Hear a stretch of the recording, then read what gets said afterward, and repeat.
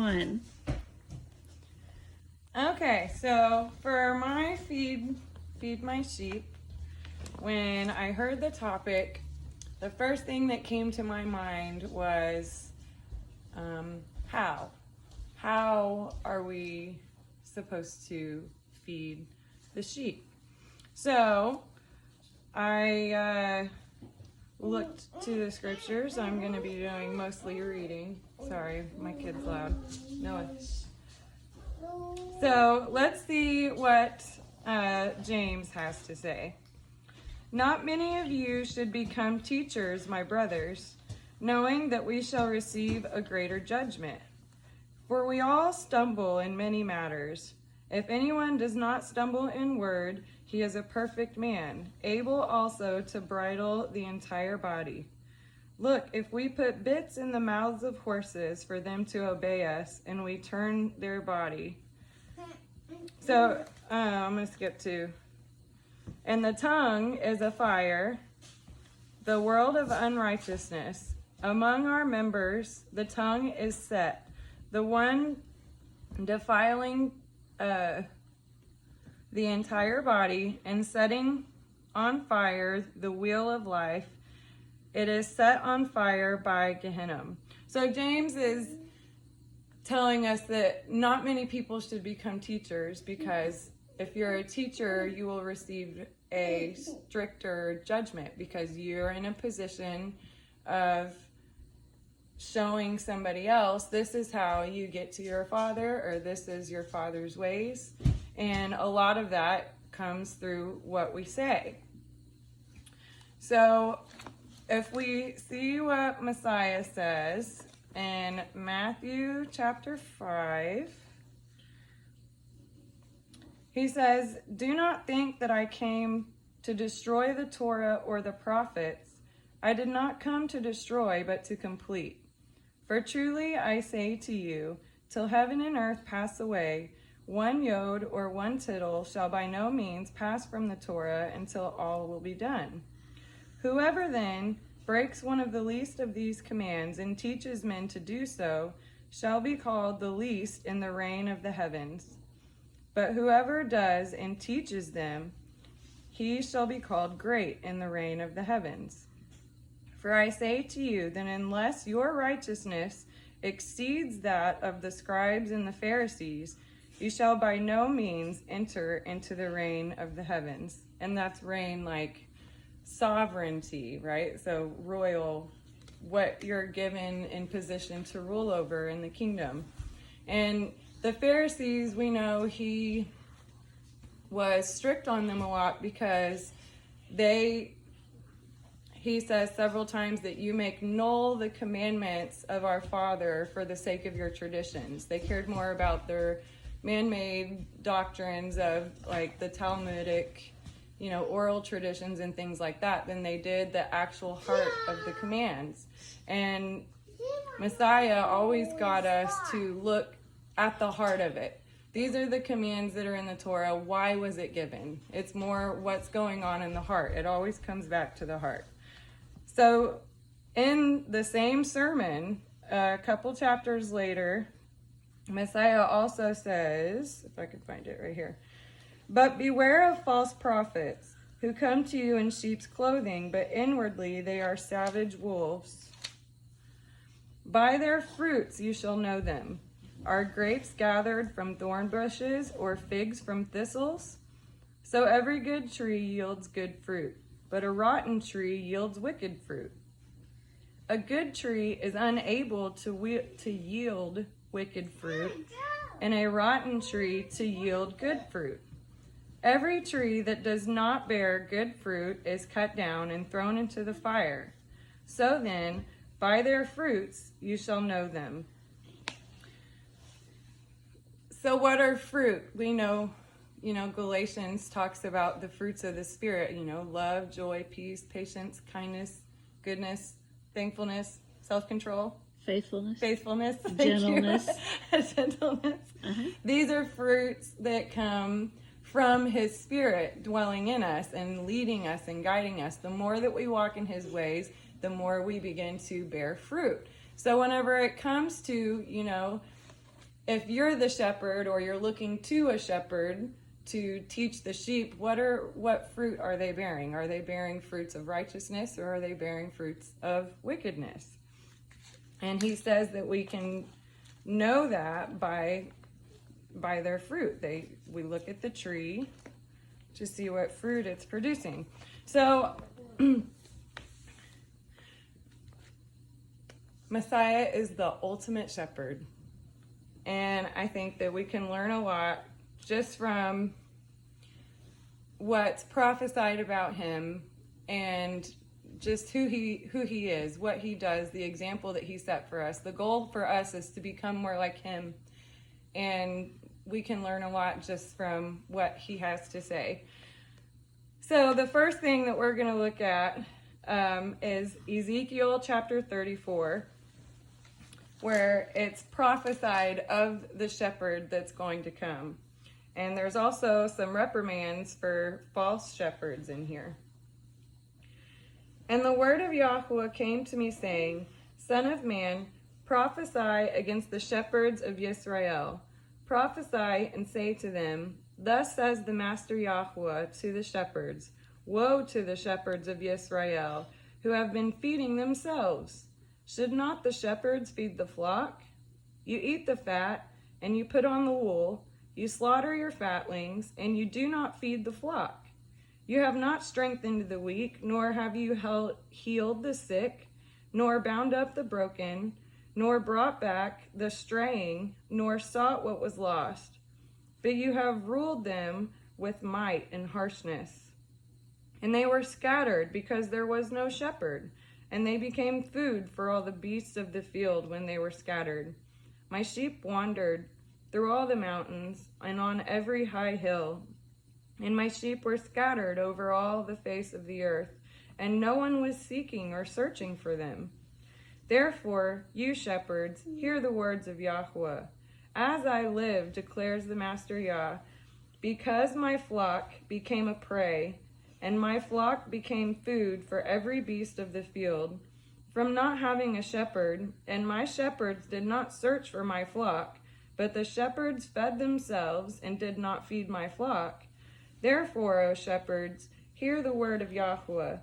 Thus says the Master Yah, See, I am against the shepherds, and I shall require my flock at their hand, and they shall make them cease feeding the sheep.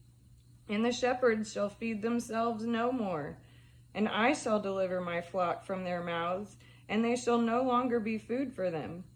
For thus says the Master Yahweh, See, I myself shall search for my sheep and seek them out, as a shepherd seeks out his flock on the day he is among his scattered sheep. So I shall seek out my sheep and deliver them from all the places where they were scattered in a day of cloud and thick darkness. And I shall bring them out from the peoples and gather them from the lands, and shall bring them to their own land. And I shall feed them on the mountains of Yisrael, and in the valleys, and in all the dwellings of the land. In good pasture I shall feed them. And their fold shall be on the high mountains of Yisrael, and they shall lie there in a good fold and feed in rich pasture on the mountains of Yisrael. I shall feed my flock, and make them lie down, declares the Master Yah. I shall seek out the lost, and bring back the strayed. And I shall bind up the broken, and strengthen what was sick. And the fat, but the fat, and the strong I shall destroy. I shall feed them with right ruling. And as for you, O my flock, thus says the Master Yah, See, I am judging between sheep, and between rams and goats. Is it not enough for you to have eaten up the good pasture, and in the rest of your pasture you trample with your feet, or that you should drink of the clear waters, and the rest of you muddy with your feet? And as for my flock, they eat what you have trampled with your feet, and they drink what you have muddied with your feet. Therefore, thus says the Master Yah to them, See, I myself shall judge between the fat and the lean sheep, because you have pushed with flank and shoulder, and thrust at all the weak ones with your horns, and scattered them abroad. Therefore I shall save my flock, and let them no longer be a prey. And I shall judge between sheep and sheep, and I shall raise up over them one shepherd, my servant David, and he shall feed them, and he shall feed them and be their shepherd. And I, Yahuwah, shall be their Elohim, and my servant David a prince in their midst. I, Yahuwah, have spoken. And I shall make a covenant of peace with them, and make evil beasts cease from the land, and they shall dwell safely in the wilderness, and sleep in the forest. And I shall make them and the places all around my hill a blessing, and shall cause showers to come down in their season. Showers of blessing they are. And the trees of the field shall yield their fruit, and the earth yield her increase, and they shall be safe in their land. And they shall know that I am Yahuwah, when I have broken the bars of their yoke, and I shall deliver them from the hand of those who enslaved them. And they shall no longer be a prey for the nations, and the beast of the earth shall not devour them. And they shall dwell safely, with no one to make them afraid. And I shall raise up for them a planting place of name, and they shall no longer be consumed by hunger in the land, nor bear the shame of the nations any more. And they shall know that I, Yahuwah, their Elohim, am with them, and they, the house of Yisrael, are my people, declares the Master Yah. And you, my flock, the flock of my pasture, are men, and I am your Elohim, declares the Master Yah. So we can see a very clear distinguishing between how those are treated who are not feeding his sheep well, according to the way that he taught them to do it. He taught them to care for the sick and the orphan and the widow, and there's so many good things. And because they were being selfish, they were having the people bring things for their own benefit. It caused the people to stumble, and eventually they were scattered throughout the whole entire earth. And we know who the Good Shepherd is that this is talking about. He says, "Truly, truly, I say to you, he who does not enter through the door into the sheepfold, but climbs up by another way, that one is a thief and a robber. But he who enters through the door is the shepherd of the sheep.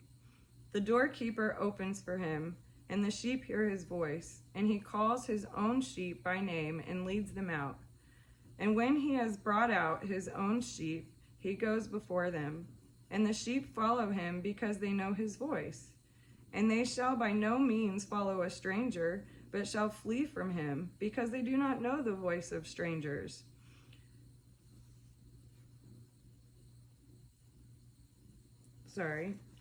Yahusha used this figure of speech, but they did not know what he had been saying to them. So Yahusha therefore said to them again, "Truly, truly, I say to you, I am the door of the sheep. All who came before me are thieves and robbers, but the sheep did not hear them. I am the door. Whoever enters through me, he shall be saved, and shall go in and shall go out and find their pasture. The thief does not come except to steal and to slaughter and to destroy. I have come so that they might possess life, and that they might possess it beyond measure. I am the good shepherd. The good shepherd lays down his life for the sheep. But the hireling, and not being a shepherd, one who does not own the sheep," "sees a wolf coming and leaves the sheep and flees. And the wolf snatches the sheep and scatters them. Now the hireling flees because he is a hireling, and he is not concerned about the sheep. I am the good shepherd, and I know mine, and mine know me. Even as the Father knows me, I know the Father, and I lay down my life for the sheep. And other sheep I have, which are not of this fold. I have to bring them as well, and they shall hear my voice. And there shall be one flock and one shepherd. Because of this, the Father loves me, because I lay down my life in order to receive it again. No one takes it from me, but I lay it down of myself. I have the authority to lay it down, and I have the authority to receive it again. This command I have received from my Father." And he's clearly making a connection right here to this prophecy in Ezekiel. He is the seed of David. He is the prince who is going to reign for 1,000 years on the earth, and all the people will come and be with him in his kingdom. He will gather his people from all four corners of the earth to come and be in his kingdom and be shepherded by him. If only. Can't wait for the day. So, when it comes to, I wrote my paper upside down, I'm sorry. When it comes to who we're listening to or what we're saying to other people, we need to judge by the fruit and make this parallel. Messiah laid down his life for his people. He went all out, above and beyond, and showed love to the point of death. And a false shepherd is not going to do that. They're going to be in it for selfish reasons. They're going to be in it for gain. You know, if we are his friends and we are here to help him in shepherding his flock, even if it's just brother-sister relationship and we're encouraging each other and trying to help each other just get through this life, how are we doing that? What kind of an example are we setting? Are we going off of the example that he set, or are we just trying to go through and get by and, oh, okay, whatever. Oh, well, I did my part, so I can check that box. It's not about that. It's about our heart, and are we really doing it for him? Are we really doing it out of love for the sheep? Because if we don't love the sheep, we're a hireling, and I don't want to be a hireling. He also is going to, as he said in Ezekiel, he's going to judge between sheep and goats and goats. So we're going to see, this is the last thing I'm going to read. We're going to see what he has to say about that. Let me see. I can't believe I wrote that upside down. Okay. "And when the Son of Man comes in his esteem, and all the set apart messengers with him, he shall sit on the throne of his esteem. And all the nations shall be gathered before him, and he shall separate them one from another, as a shepherd separates his sheep from the goats. And he shall set the sheep on his right hand, but the goats on the left. Then the sovereign shall say to those on his right hand, 'Come, you blessed of my Father, inherit the reign prepared for you from the foundation of the world. For I was hungry, and you gave me food. I was thirsty, and you gave me drink. I was a stranger, and you took me in. I was naked, and you clothed me. I was sick, and you visited me. I was in prison, and you came to me.' Then the righteous shall answer him, saying, 'Master, when did we see you hungry and feed you, or thirsty and gave you a drink? And when did we see you a stranger and took you in, or naked and clothed you? And when did we see you sick or in prison and we came to you?' And the sovereign shall answer and say to them, 'Truly I say to you, and so far as you did it to the least of one of these, my brothers, you did it to me.' He shall then say to those on the left hand, 'Go away from me, accursed ones, into everlasting fire prepared for the devil and his messengers. For I was hungry, and you gave me no food. I was thirsty, and you gave me no drink. I was a stranger, and you did not take me in. Was naked, and you did not clothe me. Sick and in prison, and you did not visit me.' Then they also shall answer him, saying, 'Master, when did we see you hungry or thirsty or a stranger or naked or sick or in prison and did not serve you?' Then he shall answer them, saying, 'Truly I say to you, and so far as you did not do it to the least of one of these, you did not do it to me.' And these shall go away into everlasting punishment, but the righteous into everlasting life. So we're all going to stand before him at some point, and we're going to give an account for the life that we live. Are we doing it for him? Or do we truly love our brothers and sisters? And are we truly encouraging them and feeding into their lives so that they can grow in their walk with him? Or are we just doing the bare minimum so that we could say, oh yeah, okay, I did it? Because there's a lot of people that are going to be knocking at the door saying, oh, let us in. And he's going to say, go away from me. I never knew you. You work lawlessness. I don't know you.